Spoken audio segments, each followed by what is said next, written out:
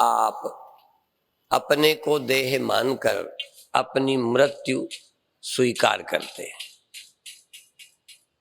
आप जो जानते हैं वो मैं जानता हूं।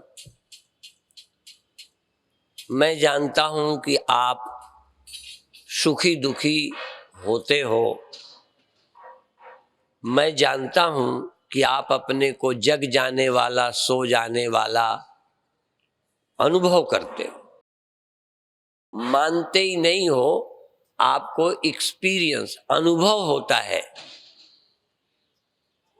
और आप अनुभव को ही सत्य मान रहे हो। अनुभव ही आपके लिए प्रमाण है। आप दुखी हो, इसमें क्या प्रमाण है? तो कहोगे अनुभव, अनुभूति प्रमाण है।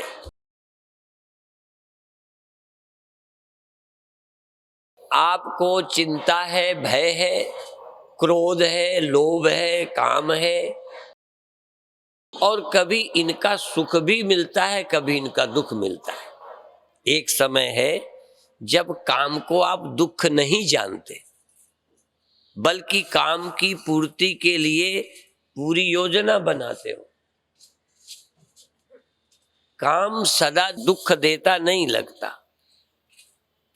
मान मिलता है, अच्छा लगता है, बल्कि मान पाने के लिए जायज और नाजायज उपाय भी करते हैं। यदि अच्छे हैं तब तो मान चाहते ही हैं, यदि बुरे हैं तो बुराई को छिपाकर, अच्छा दिखाकर मान चाहते हैं। ये समझ नहीं आता कि मान बंधन है, काम बंधन है। मान पाने के लिए हम दूसरे के अधीन रहते हैं, नहीं मिलता तो दुखी रहते हैं। आप अपने से मान पाना चाहते हो या औरों से? आप अपने को तो जानते हो हम कितने बदमाश हैं। आप तो अपने को जानते हो कितने हम बिकारी हैं, ईर्ष्यालु हैं। आप तो अपने से छिपे नहीं, पर ऐसा जानते हुए भी औरों से इज्जत चाहते हैं, अपमान नहीं चाहते। इस सबका निजी अनुभव है। जितना इज्जत चाहते हो, जितना अपने को अच्छा दूसरों की निगाह में साबित करते हो, उतने अच्छे तो कम से कम नहीं हो। अच्छे तो हो, लाखों में अच्छे हो, हमारी दृष्टि से आप बधाई के पात्र हो, पर जितना आप दूसरों को अच्छा दिखा रहे हो उतने अच्छे नहीं हो। हम लोगों को भी कभी क्रोध आता है, कभी कभी इज्जत के लिए हम क्रोध को छिपा लेते हैं, या थोड़ी देर बाद बोलकर अपने क्रोध पर पर्दा डालकर कि स्वामी जी सत होते पर राग द्वेष नहीं रखते। आपकी निगाह में, आपकी समझ में जितने हम अच्छे दिखना चाहते हैं उतने अच्छे हैं नहीं। फिर भी तरीके से हम आपसे इज्जत ले लेते हैं। काफी बेईमान है हम। ईमानदारी के आधार पर तो इज्जत मिलने वाली नहीं है। यदि हम सब अपने सपने बता दें तो हमारे जैसे कितने लोग साधु नहीं हैं। फिर भी एक बात है कि जो ब्रह्म ज्ञान को उपलब्ध हुए हैं, हो सकता है क्षण भर स्वप्नों की तरह कहीं चले गए हों, कुछ देख लिया हो, कुछ हो गया हो, पर जब भी वो सचेत होते हैं अपने में पाप और पुण्य का, मान अपमान का, लाभ हानि का लेश अनुभव नहीं करते। लेश, क्योंकि मेरे चित्त स्वरूप में, मेरे आत्मा और ब्रह्म स्वरूप में दुख का लेश नहीं है। ये बहुत स्पष्ट है कि मन में है, और मन जब नहीं होता, या तो ध्यान से या निद्रा से या स्वरूप विचार से, दृष्टा दृश्य मन और मन के विषय ऐसे खो जाते हैं जैसे जागृत व्यक्ति के सपने खो जाते हैं। और ये श्लोक एक बार नहीं, इस मंच से शायद हजारों बार सुना गया होगा, 2-4 बार तो मैं ही बोल चुका हूंगा। मनोमात्रमिदम द्वैतम, इदम द्वैतम, यह जो कुछ तुमको और लगता है मैं और यह, मनोमात्रम इदम द्वैतम, यह द्वैत मनोमात्र है। अद्वैतम परमार्थता, परमार्थता असल में द्वैत नहीं है। या माया मात्रमिदम द्वैतम, यह द्वैत माया मात्र है। अद्वैतम परमार्थता, परमार्थता एकमेवा द्वितीयम ब्रह्म, ये अनुभव में नहीं आता। 2 दिनों से बराबर मैं ध्यान की थोड़ी चर्चा करता हूं। आचार्य शंकर के अनुसार, भगवत पाद्य भगवान शंकराचार्य के अनुसार, वेदांत के पुनर्स्थापक, वेदांत को युक्ति तर्क और ग्रंथ लिखकर पूर्ण सत्यता प्रदान करने वाले, हम जैसे मूढ़ बुद्धियों को भी उस विषय का स्पष्ट कराने में सक्षम उनके वाक्य, उनके ग्रंथ। उन्होंने कहा आभास के द्वारा जगत प्रकाशित है। जगत है आभास भाष्य, साक्षी भाष्य नहीं, केवल साक्षी भाष्य नहीं। अभी तो हम जो सूर्य देखते हैं उस सूर्य से सारी चीजें प्रकाशित होती हैं। सूर्य के प्रकाश को रिफ्लेक्शन की जरूरत नहीं, सूर्य स्वयं ही पदार्थों को प्रकाशता है। पर हम ऐसे विलक्षण सूर्य हैं, हम ऐसे विलक्षण सूर्य हैं कि बिना आभास के हमको कुछ दिखता ही नहीं। हम ऐसे सूर्य हैं कि रिफ्लेक्शन से बहुत कुछ देखते हैं, डायरेक्ट हम नहीं देखते। इस जगत को डायरेक्ट कोई नहीं देख सकता। फिर ध्यान दो, जब तक अंतःकरण और उसमें चैतन्य प्रतिबिंबित आभासित न हो जाए, उस आभास की जागृत अवस्था न हो, जगत की प्रतीति नहीं हो सकती। किसी संप्रदाय का व्यक्ति हो, यदि बिना आभास के अर्थात अंतःकरण में आभासित हुए चैतन्य के बिना, वह चैतन्य जो अंतःकरण में आभासित होता है उससे जगत प्रतीत होता है। और बता दूं, स्वप्न के अनुभव, सुख दुखादि निद्रा, ये साक्षी भाष्य है। चैतन्य अंतःकरण को और आभास को डायरेक्ट प्रकाशता है। तुम्हारा चित्त कहाँ है, तुम भीतर क्या अनुभव कर रहे हो, उसका प्रकाशक आभास नहीं है, साक्षी है। तुम सोए थे, स्वप्नों में थे, दुखी थे, इन सब का प्रकाशक साक्षात साक्षी है। उसके लिए किसी इंद्रिय की आवश्यकता नहीं है। और मैं सबके प्रवचन का खंडन और मंडन थोड़े में कर देना चाहता हूं। सबका खंडन और सबका मंडन। खंडन इसलिए कि अन्य के दर्शन के लिए, अन्य होगा तो दर्शन होगा, साधन होंगे तो अन्य का दर्शन होगा। जैसे अभी जागे मन है और इंद्रियां हैं, तो आप इस सभा का दर्शन अनुभव कर रहे हो।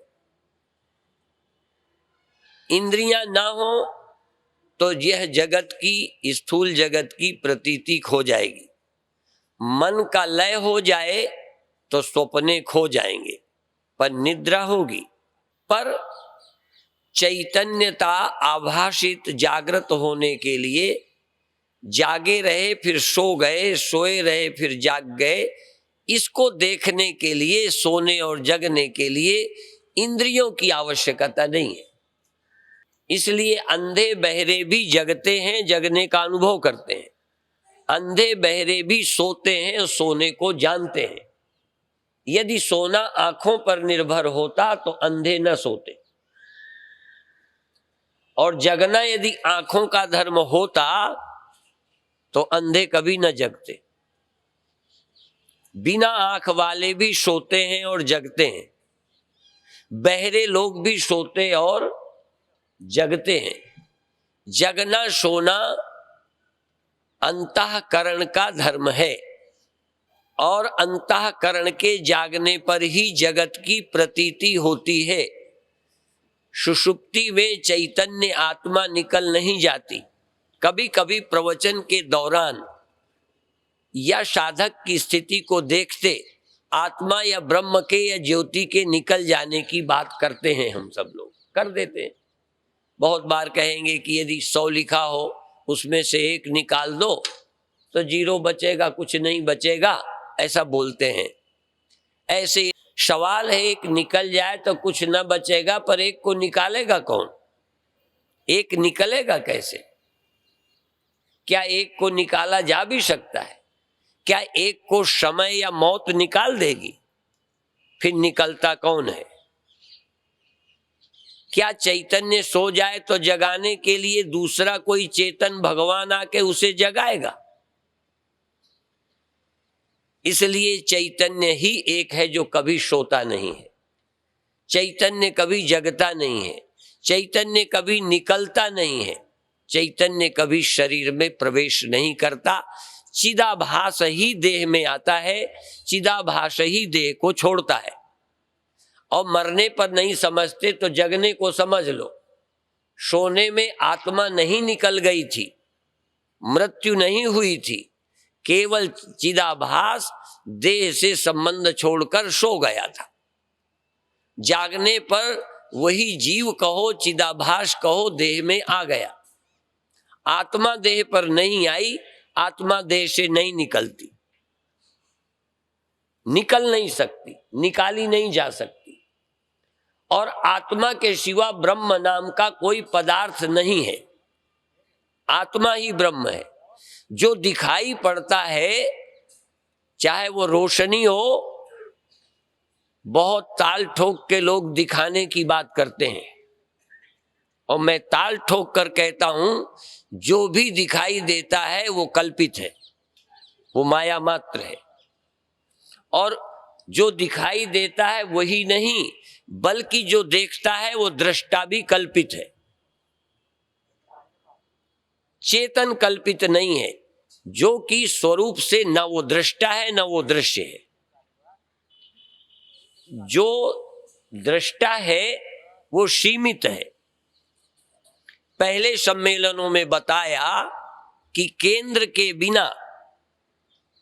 के बिना व्यास और परिधि सरकमफ्रेंस नहीं बनता। एक जगह हुए बिना कोई किसी का दृष्टा नहीं बन सकता।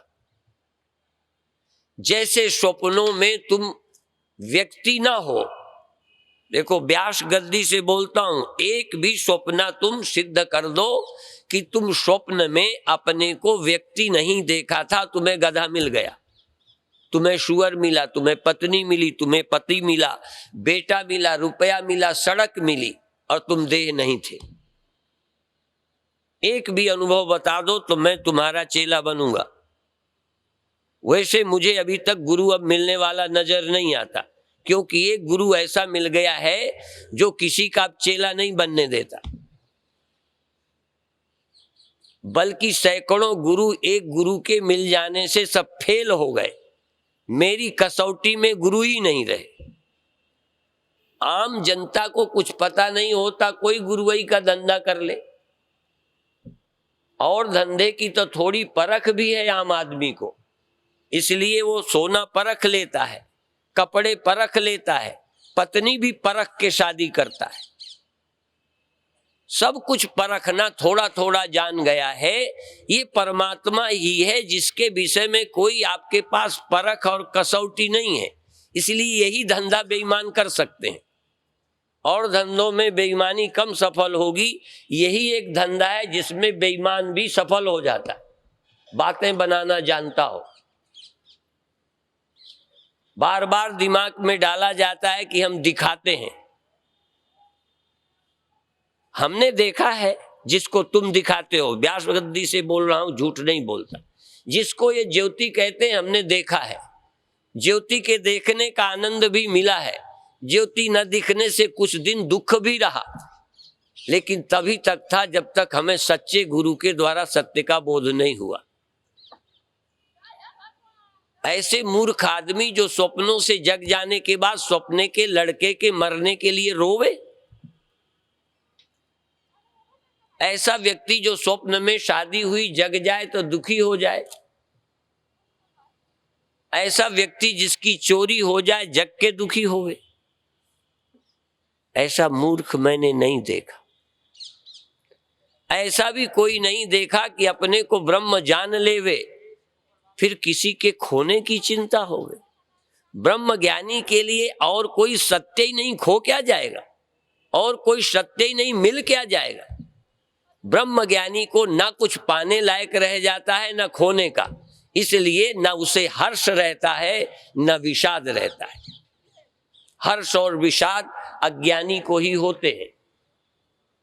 किसी बात के मिल जाने का लाभ स्वप्न में और किसी चीज के चले जाने का, लुट जाने का दुख स्वप्न में।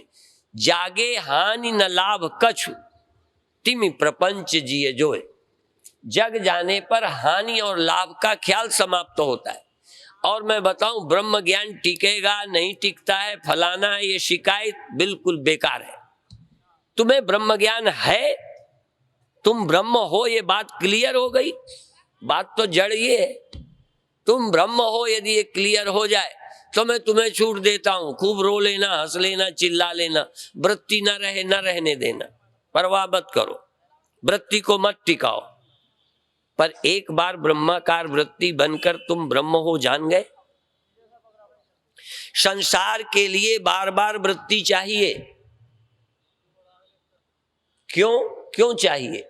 तुमने रुपए रख दिए, बाथरूम में घड़ी रख दी, कहीं घर में सामान रख दिया, स्टेशन पर कहीं बैग रखा, नीचे चाय पीने आए, लौटकर देखना पड़ेगा कि रखा है कि नहीं। क्यों? एक बार मैं अमृतसर ही आ रहा था, मैंने बैग रखा तो रुपए और टिकट दोनों चले गए, दिल्ली में ही। और वो शायद गौरक्षा आंदोलन का पहले वाला समय था। कानपुर से मैं आया दिल्ली, दिल्ली से गाड़ी चेंज की तो एक सुखराम सिंधी हैं, वो ट्रेन में मिल गए। कहाँ जा रहे हो? हमने कहा अमृतसर, वेदांत सम्मेलन। उन्होंने कहा मैं भी अमृतसर जा रहा हूँ। हमने कहा हमारी टिकट खो गई। कहने लगे हम टीटीआई होगा तो कह देंगे। फिर उन्हीं के भरोसे यहाँ आ गए और पैसे भी नहीं रहे थे कि टिकट कटाऊं। बात जरा फिर समझो, कहीं सामान रख दो चिंता रहेगी। तुमको ज्ञान है कि मैंने रखा, फिर भी दोबारा देखना पड़ेगा। क्योंकि वस्तु बदल जाने वाली है, चली जाने वाली है, उठाई जा सकती है। लेकिन ब्रह्म ज्ञान के बाद एक बार कोई ब्रह्म ज्ञानी कह दे कि आत्मा मर जाने वाली है, बदल जाने वाली है, चले जाने वाली है, तो दोबारा देखे और चिंता करे। बार बार वृत्ति बनाने की जरूरत है पदार्थों के लिए, क्योंकि वृत्ति नहीं तो गया सुख, गया दुख। आपका रखा हुआ सामान, पत्नी, बेटा विदेश है, बाहर है, पढ़ने गया है, आपका मन करेगा देखने को। क्योंकि एक्सीडेंट हो सकता है, अपहरण हो सकता है, किसी के प्रेम के चक्कर में भग जा सकता है, इसलिए चिंता होगी। पर ब्रह्म ज्ञान के बाद भग जाएगा, चला जाएगा, कोई अपहरण कर लेगा, काल खा जाएगा, तुम्हारी आत्मा को समय बिगाड़ देगा, वृत्ति बिगाड़ देगी। इस तरह के संशय और विपर्य समाप्त हो जाते। जिसको ये चिंता है कि वृत्ति बनी रहे, अभी अदृढ़ ज्ञानी है। ठीक ठीक आत्मा का स्पष्ट बोध होने के बाद आत्मा के बिगड़ जाने का प्रश्न ही नहीं। दुखी भी हो जाए, क्रोध भी आ जाए, तब भी स्वरूप बिगड़ेगा नहीं। और ये भी बता दूं, जैसे स्वप्न वाला कोई व्यक्ति स्वप्न में चाहने पर भी रह नहीं सकता, जागेगा ही, उसके बाप को जगना पड़ेगा। और यदि तुमको प्रयत्न करना हो तो आज तुम्हें छूट देता हूं, तुम स्वप्न से मत जगना। नहीं जगोगे, मेरी आज्ञा का पालन करोगे, खुलेगी नींद, रोक ही नहीं सकते। ऐसे ही ब्रह्म ज्ञानी की ब्रह्मवृत्ति पुनः बनानी पड़े नहीं, बनेगी, बिना बने रह ही नहीं सकती। एक बार तुमने जान लिया कि मैं ब्रह्म हूं, स्पष्ट हो गया, क्लियर हो गया, संदेह नहीं, तो वृत्ति बनानी नहीं पड़ती। शरीराकार वृत्ति बनानी पड़ेगी, अन्य वृत्तियां बनानी पड़ती हैं, अन्य जगह वृत्ति ले जानी पड़ती है। पर मैं चैतन्य आत्मा इन वृत्तियों का अवभाषक, आभास का भी भाष, आभास को भी मैं प्रकाशित करने वाला, मेरे से सब प्रकाशित हैं। जब भी कुछ प्रकाशित है तो मैं तो प्रकाशित ही हूं। प्रतिबोध विदितम, ये केनोपनिषद में प्रतिबोध विदितम। और का ज्ञान होगा तो किसी का ज्ञान ना हो सकता है, एक का ज्ञान होगा दूसरे का ज्ञान हो जाएगा। पर हम बताएं, एक बार तुम आत्मा को जान गए तो जब कोई ज्ञान होगा, जब भी कोई ज्ञान होगा तो तुम होगे ही। तुम कही नहीं सकते कि फला समय स्वप्न था, मैं नहीं था, फला समय मैं मर गया था तब मैं मौजूद नहीं था। मृत्यु में भी तुम्हें अपनी मौजूदगी, वृत्ति ज्ञान है, निद्रा है, अज्ञान है, कुछ भी है। फिर मैं तुमसे पूछूं अज्ञान के समय तुम थे कि नहीं, तो कहोगे अज्ञान के समय वृत्ति नहीं थी पर मैं था। मेरे होने का अभाव, कोई घड़ा मिट्टी को खत्म करके घड़ा जीवित नहीं रह सकता। घड़े का जीवित होना मिट्टी के अस्तित्व का सबूत है। कुछ भी यदि है, कुछ भी यदि है, छोड़ो सबके अभाव की बात छोड़ो, कुछ भी है तो तुम जरूर हो, या तो उस कुछ की सिद्धि नहीं हो सकती।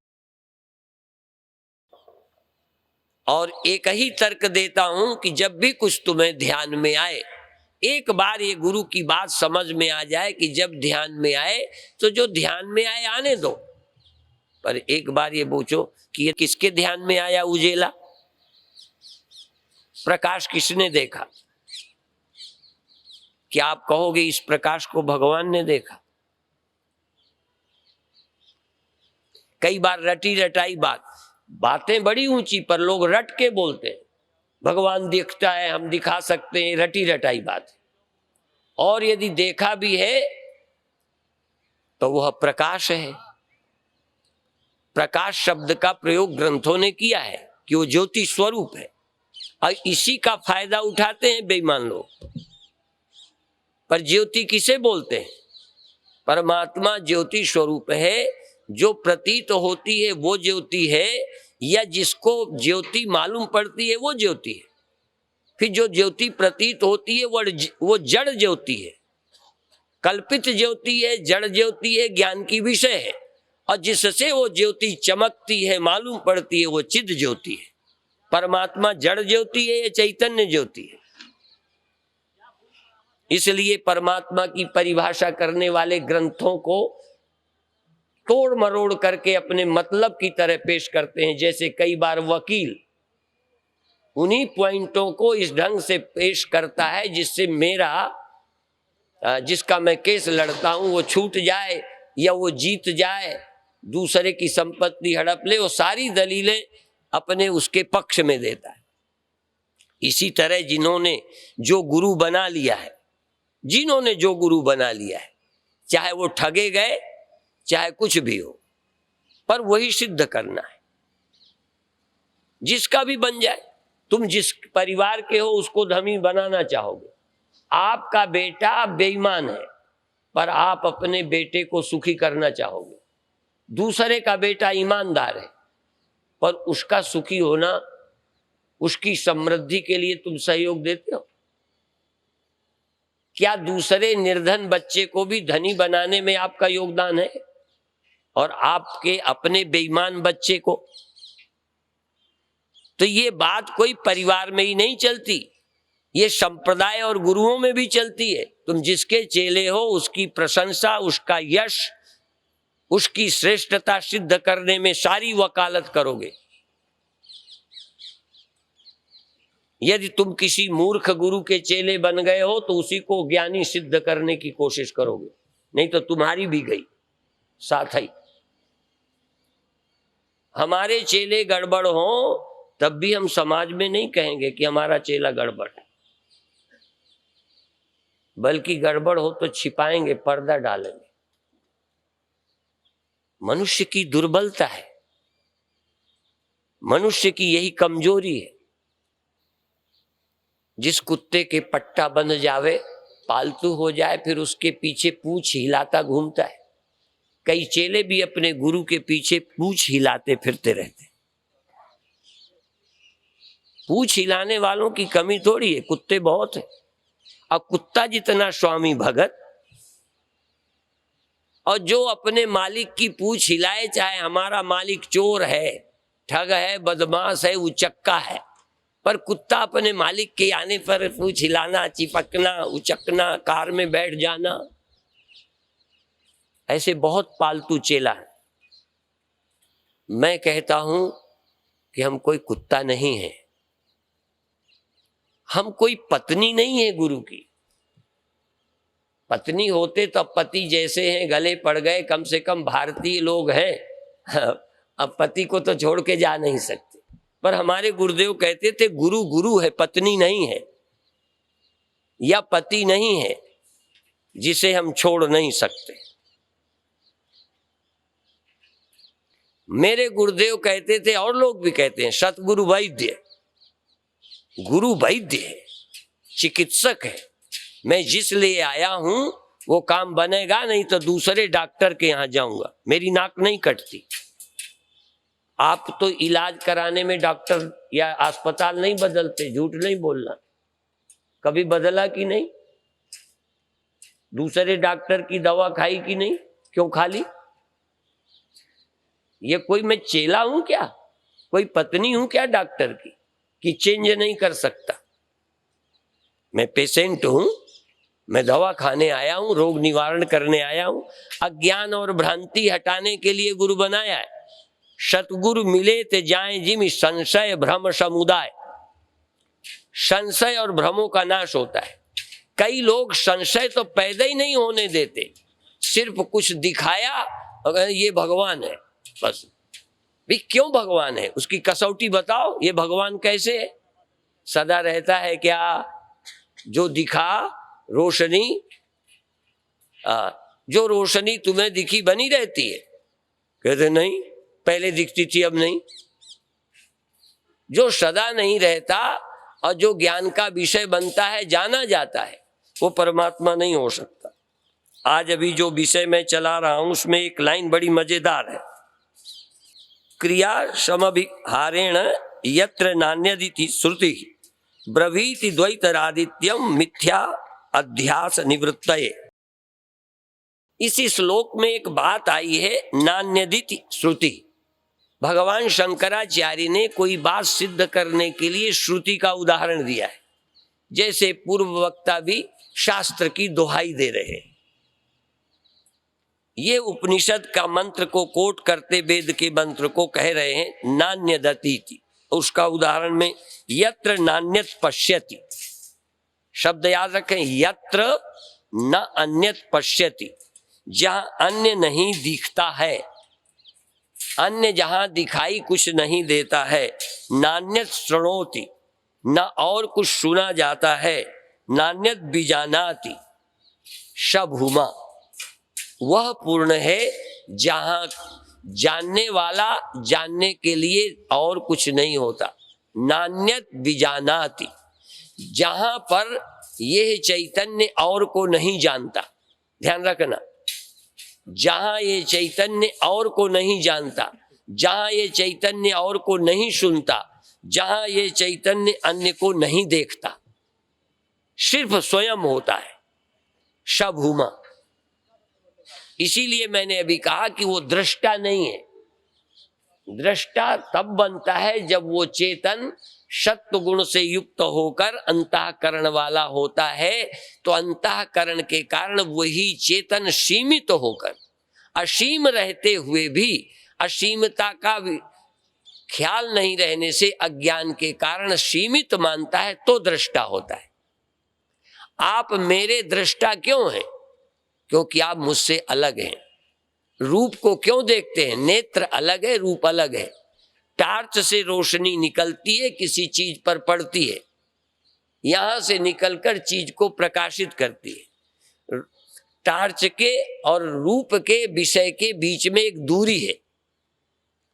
मैं और रोशनी, मैं ध्यान में बैठा, रोशनी का दर्शन हुआ। मैं ये नहीं कहता रोशनी का दर्शन नहीं होता, ध्यान रखना। रोशनी दिखती है, दिखाई जा सकती है। मैंने स्वयं भी देखी है, और एक बार नहीं देखी, बहुत बार देखी है। बहुत अच्छा लगता है। रोशनी नहीं देखी, जिसको तुम भगवान कहते हो भगवान भी देखे, जिसको तुम भगवान कहते हो, जिसको तब मैं भी भगवान ही मानता था, मैंने देखा है। मैंने रोशनी भी देखी, भगवान भी देखे, और मैंने आकाश का भी अनुभव किया, शून्य का, जहां जगत नहीं शून्य था। और उसके बड़े अनुभव और आनंद है। ये दुनिया हमारी खोपड़ी में चढ़ी रहती है, दुनिया से छुटकारा हुआ, केवल शून्य शून्य, आकाश ही आकाश था। उस शून्य में, इसलिए शून्य गुफा, गगन गुफा, उस शून्य में गए, बहुत शांति, बहुत आनंद। क्योंकि विकार तब आता है जब कोई पदार्थ देखे, स्त्री, धन, पदार्थ, दुश्मन, तो क्रोध आता है, बैर आता है, काम आता है, लोभ आता है। बिना अन्य के लोभ किससे आएगा? अन्य का भय भी अन्य से आता है। इसके लिए भी श्लोक कितने सुना दूं। द्वितीयाद् वै भयम भवति, दूसरे से भय होता है। जहां दूसरे के होना, दूसरा हो नहीं, दूसरे के होने का मन में धारणा भी ना हो, भय नहीं आएगा। एकांत में भी भय आता है, अकेले में। क्यों आता है? क्योंकि वहां तुम्हारी बुद्धि को पता है कि यहां कोई हो सकता है, भूत, सांप। जंगल में कोई अत्याचारी, गुंडा, शेर, सांप, भूत होते हैं, ये हमें पता है, होते हैं, इसलिए डर लगता है। यदि ये पता हो होते ही नहीं। अमेरिका में जब गया तो वहां ऐसे जंगल हैं जो व्यवस्थित हैं, वहां जंगली जानवर रहते हैं। कई जगह ऐसे हैं जहां कोई भय नहीं, कोई जंगल में घूमे। जहां हम नदी के किनारे जन्मे, नदी के अंदर पत्थर होते हैं, तो जो लोग अमेरिकन हैं वो ऐसे ऐसे तालाब बनाए, खूब कूदते हैं। मुझे नदी में पला तो डर लगता है नई नदी में भी, क्योंकि नीचे कहीं पत्थर ना हो जो हम छलांग लगाएं, पैर को लग जाए, सिर के बल जाए, सिर ही फूट जाए। चाहे ना हो, पर उसके होने का विश्वास भी डर पैदा करता है। इसी तरह कोई ना हो पर उसके होने का राग आता है, आहट सुनाई देती है। इसलिए दूसरे के होने का ख्याल भय देता है, दूसरे के होने का ख्याल राग देता है, दूसरे के होने का ख्याल काम लाता है। यदि दूसरा ना हो तो काम किससे होगा? बैर किससे होगा? ईर्ष्या किससे होगी? आप कहोगे कि ये तो फिर ये कहां जाएगा? तो स्वप्नों में सब था, पर स्वप्नों से जागे तो अभी इतना याद करो, स्वप्न का दुख जाता है, जागृत का नहीं जाता, ये ध्यान रखना। क्योंकि जब हम कहते हैं स्वप्न से जागे दुख चले गए, तो स्वप्नों के गए, जागृत जगत के नहीं गए। पर जिस काल में हम ब्रह्म विचार करते हैं तो ना तो बुद्धि के अंदर होने वाले स्वप्नों के दुख रहते हैं, न जागृत जगत के दुख रहते हैं। हाँ, किसी दुख के कारण ब्रह्म विचार ना हो पावे ये संभव है। कई बार नींद देर में खुलती है, देर तक हमको मारा किसी ने, सताया, हमें तेल में डाल दिया, एक्सीडेंट हो गया, बहुत देर दुखी रहे तब नींद खुली, और किसी को एकदम दुखी हुआ तुरंत नींद खुल गई। अब ये नींद खुलने का टाइम कितना लगता है अलग विषय, पर नींद से सब लोग जाग जाते हैं। पर कोई कितना दुखी हो के सो जाएगा और कोई उपाय कर लेगा, पर ब्रह्मज्ञानी नहीं हो जाता। हर दुखी आदमी ब्रह्मज्ञानी नहीं होता, दुखी होगा, दुखी रहते रहते रो के सो जाएगा, पत्नी के अभाव का दुख अनुभव करेगा, चिंता करेगा, फिर सो जाएगा। इस तरह से संसार के सुख दुखों का अनुभव करता हुआ जीव सो जाता है, फिर जग के दुखी होने लगता है, पर ब्रह्म ज्ञान को प्राप्त नहीं करता।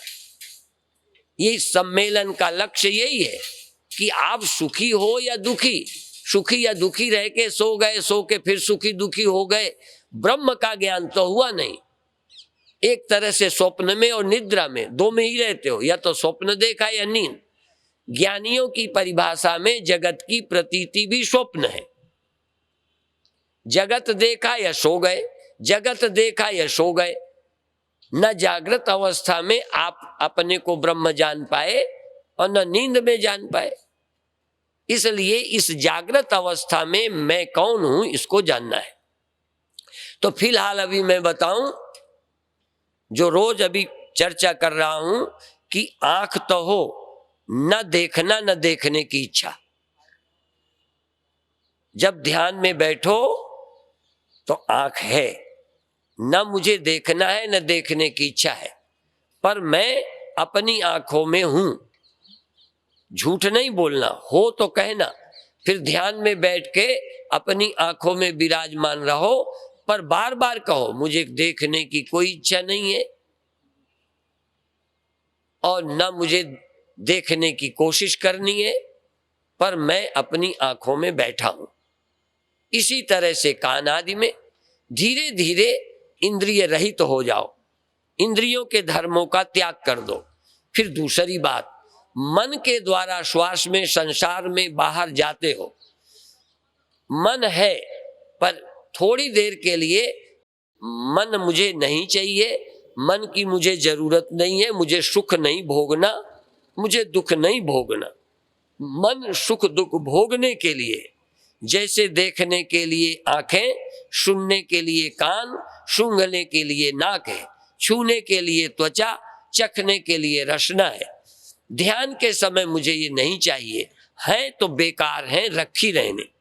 जैसे हमको पानी की जब जरूरत नहीं होती तो न घड़ा फोड़ते हैं न पानी फेंकते हैं, पर उस समय हमें प्यास नहीं है, इतनी सी बात है। तो अभी फिलहाल एक प्रयोग करो कि थोड़ी देर के लिए मुझे इंद्रियां नहीं चाहिए, पर बिना इंद्रियों के मैं हाजिर हूं, और बिना इच्छा के बाहर के किसी विषय के न देखने की, न सुनने की, न पाने की अभिलाषा है, पर बिना इच्छा का मैं मौजूद हूं। इसी तरह अपने मन के अंदर झांको कि मन है, पर कुछ पाकर सुखी होना, कुछ खोकर दुखी होना मुझे मन नहीं चाहिए, क्योंकि यही हमें सुखी दुखी करता है, यही हमें कभी बाहर कभी भीतर ले जाता है। हम बिना मन के न कहीं जाते हैं न आते हैं। ध्यान रखना, बिना मन के आत्मा हिल नहीं सकती, चल नहीं सकती, कहीं जा नहीं सकती। आत्मा में जाने का ख्याल मन के कारण आता है। तो अब ये कहो कि मुझे मन नहीं चाहिए, मुझे कहीं जाना नहीं है, मुझे मन नहीं चाहिए, कुछ पाना नहीं है, फिर क्या करना है?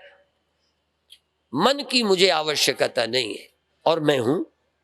होश रखना, गड़बड़ नहीं करना, मैं चेतन हूं, मुझे मन की जरूरत नहीं। तो फिर आप भोगता नहीं रहेंगे, फिर आप करता नहीं रहेंगे, फिर आप चंचल नहीं रहेंगे। एक साधक ने अभी पूछा था कि मन रुकता नहीं है। हमने कहा कि आप मन का चक्कर छोड़ो, मन रहेगा तो रुकेगा नहीं, मन की मुझे जरूरत नहीं।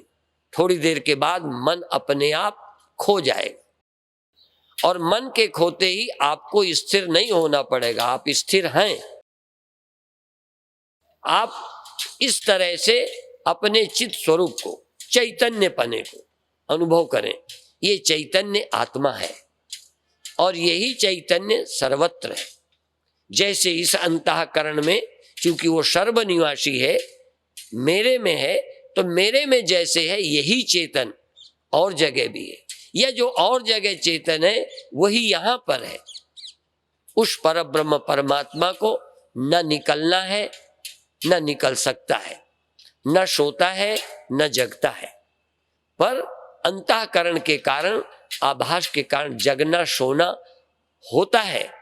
पर मुझे सचमुच लगता है जैसे चेतन जग गया, चेतन सो गया। चेतन की सत्ता है, चेतन की सत्ता से प्रकाश पाकर अंतःकरण जगता है और सोता है। अंतःकरण का जीवन और प्राण चैतन्य है और मैं चैतन्य आत्मा हूं। मन इस चैतन्य ज्योति में लीन हो जाए। जब मन चेतन में लीन हो जाएगा तो केवल चैतन्य ज्योति रहेगी, दिखने वाली नहीं। दिखने वाली ज्योति तो मन तक है, दिखने वाले पदार्थ और भगवान मन तक है, भावना तक है। मन न रहे तो दिखने वाला भगवान नहीं रहेगा, दिखने वाली ज्योति नहीं रहेगी, दिखने वाला जगत नहीं रहेगा।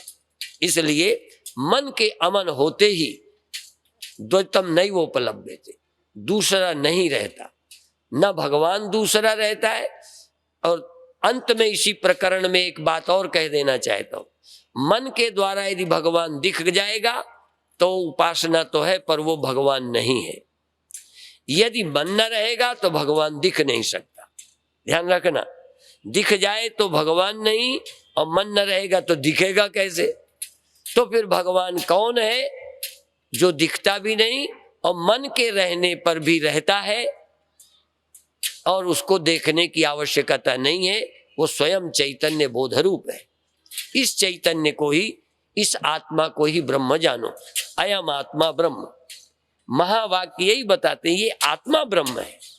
रोशनी ब्रह्म है नहीं, जो दिखता है वो ब्रह्म है नहीं, जो मिलता है वो ब्रह्म नहीं, बल्कि जहां पाने को और पाने वाली इंद्रियां और पाने वाला मन कोई नहीं रहता, यहां तक ये अहंकार जो सीमित है, ये भी जहां लय हो जाता है वहां चैतन्य बिना अहंकार का है।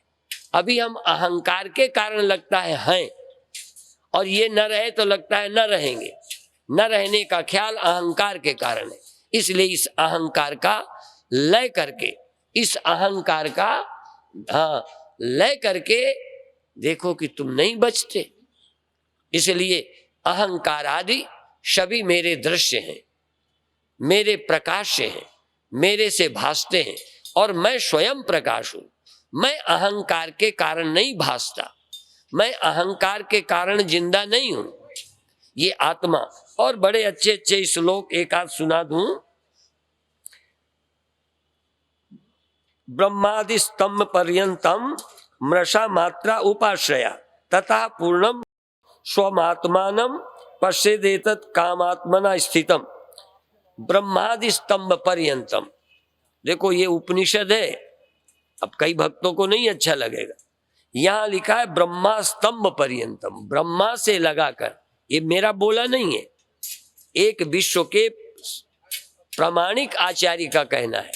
और उपनिषद आदि में भी ऐसी बातें आती। ब्रह्मादि स्तंभ पर्यंतम, ब्रह्मा से लगाकर चीटी तक या एक तिनके तक, मृषा मात्रा उपाश्रया, ये सब उपाधि है और नाशवान है। चाहे मेरा देह हो, चाहे चीटी का देह हो, चाहे एक तिनका हो, चाहे ब्रह्मा हो, देर होती है। कुत्ता जल्दी मरता है, उसकी जानवरों की उम्र 20 ही वर्ष है, मनुष्य की 80 साल 100 साल है। उम्र का फर्क है, पर मनुष्य माने अविनाशी नहीं होता। गधा माने नाशी, मनुष्य माने अविनाशी, यह अर्थ नहीं होता। ब्रह्मा माने अविनाशी, चीटी माने नाशी, ये अर्थ तुम कर सकते हो, मैं नहीं करूंगा। मैं तो कहूंगा ब्रह्मा भी नाशी और चीटी भी नाशी। ये श्लोक है सनातन धर्म के, हिंदू ग्रंथों के। जो हिंदू ग्रंथ पूजा करते हैं, पाठ करते हैं, अवतार मानते हैं, जिन पर विश्व इल्जाम लगाता है कि इनको परमात्मा का पता नहीं था, इसलिए देवी देवताओं को मानते हैं, अनेक ईश्वरवादी हैं ये, लेकिन भारत जैसा एकात्मवादी विश्व में कोई है ही नहीं। फिर मैं दावे से कहता हूं, सनातन धर्म, ये भारत के ऋषियों ने जो कहा है, कोई इनके समान श्लोक और कोई लिखा हुआ ग्रंथ ही दिखा दे। समझ की बात छोड़ दो। तो मैं कह रहा हूं कि ये कहते ब्रह्मादि पर्यंत सभी नाशवान हैं, उपाधि हैं, और उनमें जो सदा सर्वत्र पूर्ण है, सदा रहने वाला सत्य है, वो एक चैतन्य आत्मा ही है, और वो तू है। इसी में आगे एक श्लोक और बोलते हैं, मैं जल्दी में कुछ छोड़ दूं। स्वयं ब्रह्मा, स्वयं विष्णु, स्वयं इंद्र, स्वयं शिवा। ये श्लोक मेरा बनाया नहीं है। जिन आचार्यों की योग्यता पर संदेह नहीं, जो सिर्फ 32 वर्ष की आयु के थे, 32 वर्ष में उपनिषदों पर भाष्य, नए ग्रंथों का निर्माण, दिग्विजय यात्राएं, हमें तो 32 वर्ष तक अकल नहीं आई। हमारे यहाँ के जवान बच्चे तो 18-20 तक संसार में जीने की तमीज नहीं आती। ऐसी 4-6 वर्ष की उम्र में वो कितने योग्य हो गए, वेदाध्ययन कर लिया, उपनिषदों का स्वाध्याय कर लिया, ब्रह्म चिंतन कर लिया, इन पर भाष्य कर दिए, टीकाएं कर दी, ग्रंथ लिख दिए, दिग्विजय यात्राएं कर दी, 4 मठों की स्थापना कर दी, और 32 वर्ष में शरीर छूट गया। ऐसे विद्वान, उनकी योग्यता, तप, त्याग की कल्पना हम नहीं कर सकते। पर हम एक बात कहना चाहते हैं कि अभी तक तो शंकराचार्य की बातें समझने की योग्यता ही है। उन ग्रंथों की गहराई को समझने की अकल आई है। हम लिखेंगे क्या? ये सच्चाई बोल रहा हूं। और उनकी जैसी निष्ठाएं, इसलिए आप वो कह रहे हैं स्वयं ब्रह्मा, ये आप स्वयं ब्रह्मा है, ये आप स्वयं विष्णु है, ये आप स्वयं ही इंद्र है, ये स्वयं ही शिव है, स्वयं विश्वमिदं सर्वम, वो आत्मा ब्रह्म, ये आप ही सब सृष्टि है, सब सृष्टि आप ही है, ये कह रहे हैं। अब सवाल ये है कि शंकराचार्य जी ने युक्ति तर्कों से ये बात हमारे अनुभव में लाने की कोशिश की है। कहने को तो वेदों ने पहले ही कह दिया है, फिर इनको अलग से ग्रंथ क्यों लिखना? जो चीज क्लियर नहीं होती उसी को स्पष्ट करने के लिए कई लोग नई डिजाइन, नई तरीके से उस बात को प्रूफ करते हैं। शंकराचार्य ने वेद के सिद्धांत को जन्म नहीं दिया, केवल वेद के सिद्धांत को अपने ग्रंथ लिखकर श्रुति की सत्यता, उपनिषद की सत्यता को अपने युक्ति तर्कों से सर्वोपरि सिद्ध कर दिया, हमारे दिमागों में डाल दिया कि हम नास्तिक न बने, वेद के विपरीत बकवास न करें, वेद के विपरीत मनोकल्पित बातें न करें, यहां तक गुरुडम भी न चलाएं, वेद के विपरीत अपनी मान्यताओं की स्थापना न करें। ये भगवान दिखता है, फलाना होता है, ढिमाका होता है, हाँ, यदि दिखाई देता है तो फिर भगवान के सिवा कुछ और दिखाई ही नहीं देता। फिर रोशनी भगवान है या और क्या है? ये भी बता दो। यदि ज्ञान हुआ है तो रोशनी अकेली परमात्मा नहीं, ये सारा संसार ही परमात्मा है और कुछ नहीं। ये जग हर का रूप है, हर रूप नजर ही आया। या तो ये जगत भी ब्रह्म ही है और या तो फिर मेरे सिवा और कोई ब्रह्म नहीं है। मया अतिरिक्तम यद यद्वा तत्तद मिथ्येति निश्चित। और भी कहते हैं अंतः स्वयं चापि बहि स्वयं च, अंदर भी मैं हूं, बाहर भी मैं हूं, बाहर भीतर एक को जानो। अब ये मंत्र बोल रहे हैं, ये कह रहे हैं अंतः स्वयं चापि बहि स्वयं च, अंदर भी आप ही है और बाहर भी आप ही है। अर्थात अंतःकरण का आश्रय भी वही है, जगत का आश्रय भी वही है। स्वयं पुरस्तार और स्वयमेव पश्चात। स्वयं ही सामने है और स्वयं ही पीछे है। आप ही सामने और आप ही पीछे है, और कोई पीछे नहीं है। स्वयं अवाच्याम स्वयं उदीच्याम, स्वयं ही ऊपर है और स्वयं ही नीचे है, और अंत में ऊपर और नीचे, पूरब और पश्चिम, सब वही है और कोई नहीं है। इस तरह से अंत में उदाहरण देकर तरंग, फेन, बुदबुदा सब जैसे जलई है, इसी तरह से अहंकार आदि देह से लगाकर देह, इंद्रियां, मन, बुद्धि, अहंकार, और उसके पीछे आदि में माया और महातत्व, ये जितना है वही है, उसके अलावा और कोई नहीं। जैसे फेन, बुदबुदा जल ही है, पर जब हम फेन की नजर रखते हैं तो जल की नजर नहीं होती। तो जिनको ज्ञान नहीं है वो जगत दृष्टि रखते हैं, पर ज्ञानी के लिए ब्रह्म दृष्टि है। अब आप आंख बंद करें, 5 मिनट ध्यान के बाद जाएं।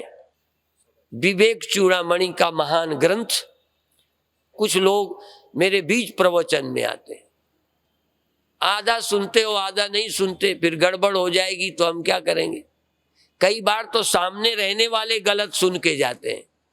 ये कहानी आपने सुनी होगी कि एक बीमार आंखों का था, पेट का भी था, वैद्य के पास चला गया, उन्होंने 2 पुड़ियां बना दी। एक पुड़िया कहा ये आंख में लगाने का अंजन है, ये आंख में सुरमा, आंख में ये चूर्ण लगाना, चूर्ण वो भी था, और एक दे दिया इसको पानी से पी लेना। अब वो पुड़िया था, लिखा कुछ नहीं, पुड़िया पकड़ाई, कागज एक जैसा था, घर जाके उलट गया। जो खाने की थी वो आंख में लगा ली, और जो आंख में लगानी थी पी ली। तकलीफ और बढ़ गई, फिर गया तो कहीं तुम मेरी दवा उल्टी सीधी कर लो, तो उसका जिम्मेदार मैं नहीं हूं। इसलिए जो मैं कहता हूं उसको ठीक से समझो और पूरा सुनो। अब आप आंख बंद करो, इसलिए नहीं कि आंख बंद करना कि भगवान आंख बंद करने पर ही दिखेगा, इसलिए कि तुम्हारा ध्यान देखने से हट जाए। सारी ताकत देखने में, सुनने में बाहर लगाए पड़े हो, बाहर की चीज पाने में लगाए पड़े हो, इसलिए तुम्हारा चित्त बाहर से वैराग्य को, उपरामता को प्राप्त हो जाए। आंख बंद करने का मतलब हुआ कि मुझे कुछ नहीं देखना। कान में रुई लगाने का मतलब होता है मुझे बाहर का कुछ नहीं सुनना। इस तरह से 5 विषयों की मुझे आवश्यकता नहीं है। जरूरत होगी तब देखेंगे, सुनेंगे, खाएंगे, पिएंगे। इस समय मैं ध्यान में हूं, मुझे कुछ नहीं चाहिए। और इसी तरह इस मन से दुनिया का स्मरण होता है। मुझे इस मन द्वारा दुनिया का स्मरण नहीं करना, इसलिए मुझे मन ही नहीं चाहिए। सब कुछ मन से मिलता है, परमात्मा बिना मन के अमन में मिलता है। दुनिया मन के द्वारा पाई जाती है, देखा सुना जाता है, पर बिना मन के परमात्मा मिलता है। मन वालों को नहीं मिलता, मन रहित होने वालों को मिलता है। इसलिए न मुझे कोई इच्छा है न कुछ पाना है, पर मन को जानो। पहले इंद्रियों को जानो, विषय नहीं, फिर मन को जानो। मन के द्वारा कुछ पाने की, स्मरण की इच्छा छोड़ दो। परमात्मा का स्मरण भी मन से नहीं करना है, फिर करना क्या है? मन के साक्षी रहना है।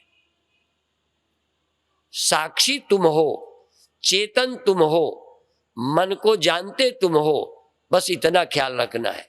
और अंत में भगवान करे मन भी न रहे, हम क्यों जाने, हमें मन को भी नहीं जानना, बस मैं हूं। बस धीरे धीरे, इंद्रियां नहीं है मैं हूं, अंत में मन नहीं है।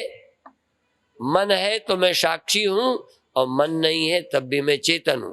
किसका स्मरण करूं, किसको जानूं, कैसे जानूं, किसके द्वारा जानूं? मेरे पास कोई साधन ही नहीं। ये माया ने साधन दिए थे जगत के लिए, और माया के सभी उपकरण माया मात्र हैं। मैं माया के द्वारा ब्रह्म को नहीं पा सकता।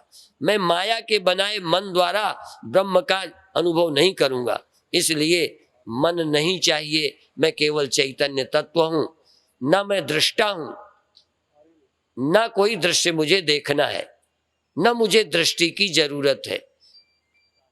मैं दृष्टा नहीं बनना चाहता। चेतन रहना ठीक है, दृष्टा बनना ठीक नहीं। दृष्टा होते ही दृष्टि की जरूरत पड़ती है, दृश्य खड़ा होता है, फिर दृश्य को देखूं, दृष्टि रहे, फिर देखते देखते सो जाऊं। पर मैं सोऊं क्यों? थोड़ी देर बिना दृष्टा बने, बिना दृष्टि के, बिना दृश्य के क्या मैं अकेला नहीं रह सकता? एक क्षण के लिए मैं माया के सभी गुणों का, सत्वगुण, रजोगुण, तमोगुण का त्याग, दृष्टा दर्शन दृष्टि का त्याग, ज्ञाता ज्ञान ज्ञेय का त्याग, ध्याता ध्यान ध्येय का त्याग, केवल चैतन्य मात्र, न मैं न यह न वह न तू, सारी कल्पनाओं का त्याग कर, फिर भी मैं होता हूं। बिना कल्पना का मैं होता हूं, पर कल्पना बिना मेरे नहीं हो सकती। विचार बिना मेरे नहीं हो सकते, पर मैं विचारों के बिना हो सकता हूं। स्वप्न बिना मेरे नहीं हुए, पर मैं बिना स्वप्नों का होता हूं, और ये अनुभव किया है। इसी तरह बिना मेरे कोई जगत की अनुभूति नहीं, पर मैं जगत की अनुभूति के बिना यह जगत का अनुभवी मैं हूं। यदि जगत का अनुभव होता है तो घबराओ मत, पर यह ख्याल रखो कि जगत की प्रतीति मुझसे होती है। जैसे बिना जल के लहर हो नहीं सकती, ऐसे बिना मेरे आंख, बिना मेरे देखना, बिना मेरे सुनना, बिना मेरे जानना संभव नहीं है। बिना मेरे नींद, बिना मेरे समाधि, बिना मेरे विचार नहीं हो सकते। बिना आधार अधिष्ठान के कुछ चीज पैदा होना संभव नहीं। इसलिए मुझ चैतन्य में ही, चैतन्य के विवेक के बिना, चैतन्य के बोध के बिना सब कुछ पैदा हुआ। रस्सी में सांप तभी पैदा होता है जब रस्सी आधार रूप से स्पष्ट नहीं होती। रस्सी के जानते ही सर्प खो जाता है, या सर्प की बुद्धि खो जाती है। सर्प क्या खोएगा, था ही कहाँ। सर्प बुद्धि का नाश हो गया, रस्सी बुद्धि आ गई। इसी तरह से संसार और मन की भावनाएं समाप्त हो गई, एक चैतन्य तत्व ही विराजमान है। इस चैतन्य तत्व को मैं रूप से, इस चैतन्य में ही सृष्टि अध्यस्त है। केवल मन देह नहीं, मैं मन देह में रहता हूं, ये सोचने का तरीका अज्ञानी का है। मन बुद्धि चित्त मुझ में रहते हैं, मुझ में रहते हैं, मेरे से प्रतीत होते हैं। मैं व्यापक हूं, अधिष्ठान हूं, सत्य हूं। ये कल्पित है, मैं इनमें क्यों रहूंगा? इनके अधीन मैं हूं क्या? ये मेरे आधार हैं क्या? इसलिए ये मुझ में रहते हैं, मैं इनमें नहीं रहता। और आगे चल के कहो कि ये भी मुझ में सिर्फ प्रतीत ही होते हैं, रहता तो मैं ही अकेला। था हूं रहूंगा, आज सच जुगा सच, है भी सच नानक होसी भी सच। ये चैतन्य था, है और रहेगा। इस एक बार अकाल पुरुष को, निरंकार को, सत्य स्वरूप ब्रह्म को जान लेता है, जो थाप्या न जाए, कीता न होए, आप निरंजन सोए। जो किसी का बनाया हुआ, किसी काल का, कर्म का बनाया नहीं है, कर्मजन्य नहीं है, नित्य सिद्ध स्वरूप है। इस चिन्ह मात्र सत्ता को जानो और जीवन को धन्य बनाओ। इतना ही कहकर समाप्त करते हैं। ओम शांति शांति शांति।